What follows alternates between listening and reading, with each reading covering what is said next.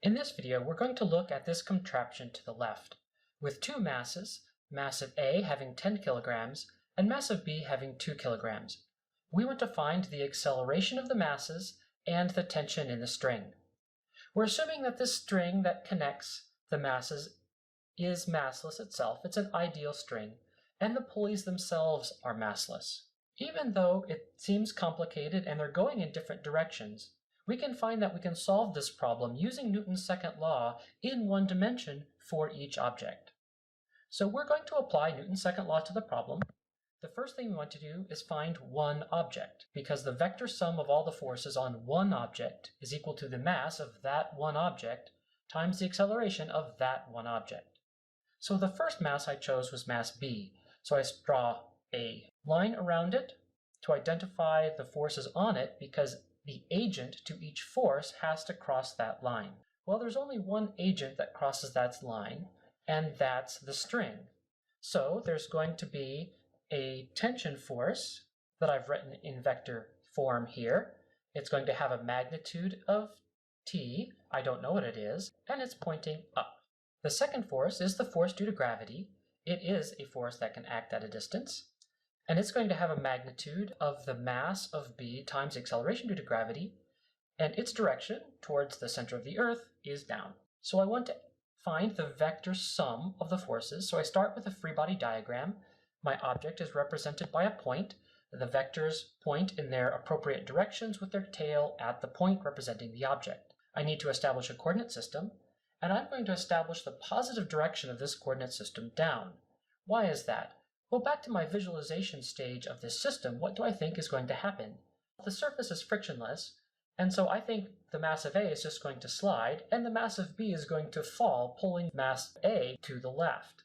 So since I think mass of B is going to fall, I'm going to set my positive direction down, so my acceleration for mass of B turns out to be positive, and that's just for convenience. You can choose positive to be up, then your acceleration is going to be negative. So I find the vector sum of these forces, so I've written them out here, where I've just identified that given my coordinate system, the tension is in the negative x direction, the force due to gravity is in the positive x direction with this coordinate system, and I want to add these together.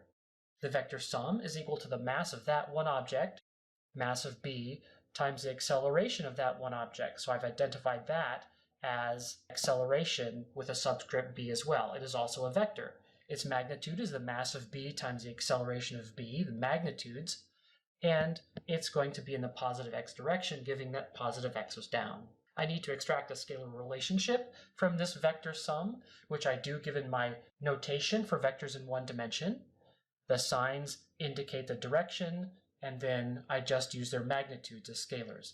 So negative t minus the mass of b times g is equal to the mass of b times the acceleration of b. This is not enough to solve because I don't know the tension nor the acceleration of b. But that's okay, I have another object at which I want to apply Newton's laws. I've blown up the picture so we can look more closely at mass A. This is my next object. I draw a line around it so it can help me identify the forces. Now the surface does in fact cross, but the mass of A can only move in one dimension. It can only slide across the surface. And in my model for sliding things, if there's no friction, that means there's no contact force in the direction of the motion. I can look at just that one direction and the forces in that one dimension. In that one dimension, there are two ropes that cross my curve. That means there are two tension forces pulling the mass to the left. I've identified my forces. I've written them here in vector form. I have a tension. It has a magnitude t. It's going to the left, and I have two of them. I want to sum these forces with the help of a free body diagram. So I have a point representing my object, and I have a force of 2 times t with the vector sign off to the left. I've got a coordinate system, and I'm going to have the positive x to the left, so the acceleration of this object will be positive as well. The sum of the forces is equal to the mass of that one object times the acceleration of that one object, so I have just 2 times t is equal to the mass of A times the acceleration of A, still in vector form. I need to extract a scalar relationship from this, but that's easy enough with my notation in one dimension, where I just have the magnitudes and the sign indicate the direction. 2 times the magnitude t is equal to the mass of A times the acceleration of A. I brought back my relationship from before. I have 2 now, but not enough to solve. I don't know tension, and I don't know the acceleration of A or the acceleration of B. So I want to find a relationship between the acceleration of A and the acceleration of B, since they both move relative to each other. And I can do that by extracting it logically from the context of the problem.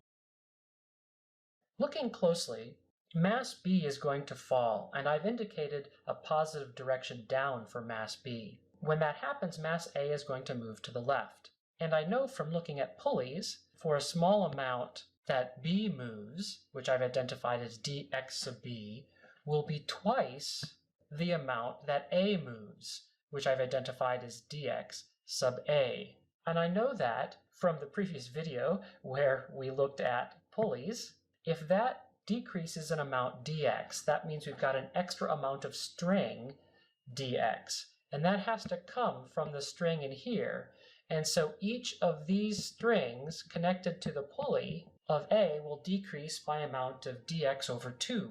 So it moves half the distance for each distance that the string over here extends, which means the mass of A moves half the amount that mass B moves, or dx sub B is twice dx sub A. So this happens over some very small time, dt, which I divide by both sides. I have ratios of differentials, which I can turn into derivatives, and that gives me a relationship between the velocities of the two objects. Then if I just differentiate again, I have the second derivatives, and that gives me a relationship between the accelerations. So I find that the acceleration of B is equal to twice the acceleration of A. This depends not just on the pulleys, but also the directions of the coordinate systems. If one is positive, the other is positive, and that's because I chose positive direction to be down and to the left. If I had chosen differently, for example, if I'd chosen the coordinate system for mass B to be up, then there'd be a minus sign in this relationship. So these relationships that you extract from the problem depend on the pulleys, depend on the system, as well as your choice of coordinate systems. Now it looks like I can go ahead and solve. I just let the acceleration of A be equal to a plane A, and then I've taken the second equation and multiplied it by 2. So I have 2 mass of B times g minus 2t is equal to twice mass of B, and then I've substituted in for the acceleration of B, which is twice the acceleration of A, which I've just called A. I've done that because I think if I add these two equations now, I can get rid of the t's easily. And voila, if I add these two equations together, the two t's cancel. I get 2t minus 2t, and I get twice the mass of B times g on the left, plus the mass of A times A, plus the 4 mass of B times A on the right. And then I've gone ahead and just factored out the A from the right hand of that equation. Now I can solve for A, which is the acceleration of A, by dividing both sides by the mass A plus 4 mass B term. And then I can find the acceleration of B, which is just twice the acceleration of A. Before I go on, I want to go ahead and check to see if this makes sense. Notice how I've written it. I've written it in terms of this ratio of terms that have mass in them times g. So I'm writing my acceleration as a fraction times g. And I do that because, one, it helps me check the units. This ratio is dimensionless. The kilogram units cancel. And so this notes that the acceleration has the same units as g, which is also an acceleration. Plugging in the values for the mass will tell me what fractions of g they are. Mass of B is 2. So for the acceleration of A, I have 4 divided by 18. Mass of A is 10, plus 4 times 2 is 8, and so I have 4/18, which simplified to 2/9 g. Acceleration of B is twice that, and 4/9 g. Before I solve for the tension, does this make sense? They're both positive. They're both fraction of g's. They're not incredibly high or incredibly low, to the degree that I can check that these answers seem reasonable. Now let's look for the tension.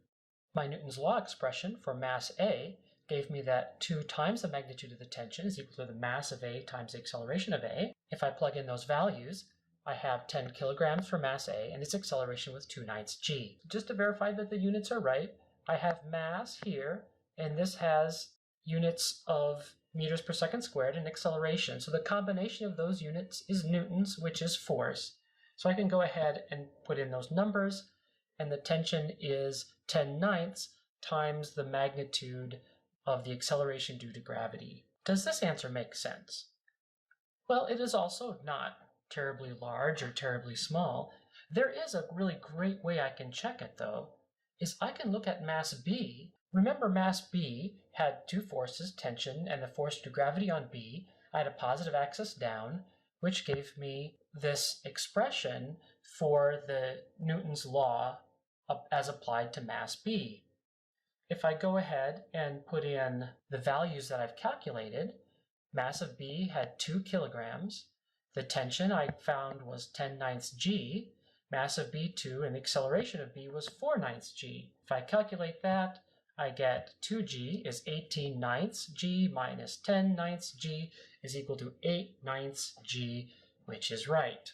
And so that's a nice way to check to make sure everything is internally consistent so we have a better chance of getting the right answer. If you want to plug in values, you can check with my numbers here.